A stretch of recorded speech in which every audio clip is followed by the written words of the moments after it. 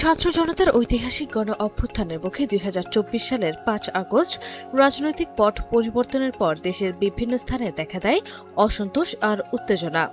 সেই পরিপ্রেক্ষিতে পরিস্থিতি শান্ত করা এবং ক্ষোভ প্রশমনের লক্ষ্যে সক্রিয় ভূমিকা পালন করেন সাবেক প্রধানমন্ত্রী ও বিএনপির চেয়ারপারসন বেগম খালেদা জিয়া।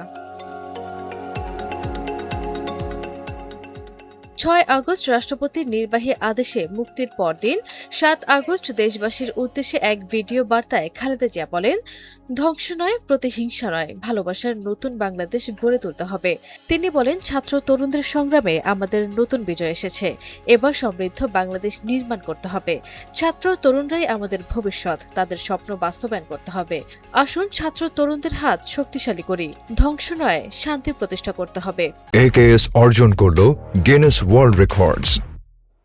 AKS ছাত্র যুবক সহ দেশবাসীর কাছে আহ্বান রাখতে চাই, আসুন প্রতিহিংসা, প্রতিশোধ নয়, পারস্পরিক ভালোবাসা ও ভ্রাতৃত্বের মাধ্যমে আমরা সকলে মিলে আমাদের প্রিয় মাতৃভূমিকে, বাংলাদেশকে সত্যিকার অর্থেই একটি বাসযোগ্য, উন্নত ও গণতান্ত্রিক রাষ্ট্রে পরিণত করি।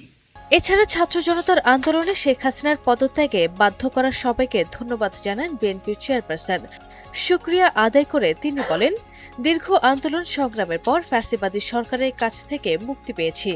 আমি আন্তরিক ধন্যবাদ জানাতে চাই আমাদের বীর সন্তানদের, যারা মরণ প্রাণ সংগ্রাম করে অসম্ভবকে সম্ভব করেছেন। শত শত শহীদদের আমি জানাই শ্রদ্ধা। এই বিজয় আমাদের নতুন সম্ভাবনা নিয়ে এসেছে। দেশবাসীর উদ্দেশ্যে খালেদা জিয়া বলেন, প্রতিশোধের মানসিকতা না রেখে সবাই মিলে দেশ গড়তে হবে। দেশবাসীর প্রতি কৃতজ্ঞতা জানিয়ে বক্তব্যের শুরুতেই খালেদা জিয়া বলেন, দীর্ঘদিন অসুস্থ থাকার পর আমি আপনাদের সামনে বক্তব্য দিতে পেরে আমি আল্লাহর কাছে শুকরিয়া আদায় করছি। কারাবন্দী থাকা অবস্থায় আপনারা যারা আমার মুক্তির জন্য সংগ্রাম করেছেন, দোয়া করেছেন, সেজন্য আমি আপনাদের সবাইকে ধন্যবাদ জানাচ্ছি।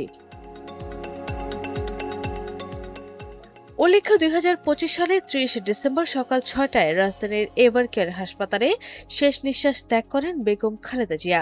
খালেদা জিয়া দীর্ঘ ৪ দশকেরও বেশি রাজনীতিতে সক্রিয় ছিলেন। মৃত্যুকালে দেশের জনপ্রিয় এই নেত্রীর বয়স হয়েছিল ৮০ বছর। তিনি বাংলাদেশের সাবেক রাষ্ট্রপতি শহীদ জিয়াউর রহমানের সহধর্মিণী ও বর্তমান প্রধানমন্ত্রী তারেক রহমানের মা। আরবি ইসলাম হিমু, NTV অনলাইন।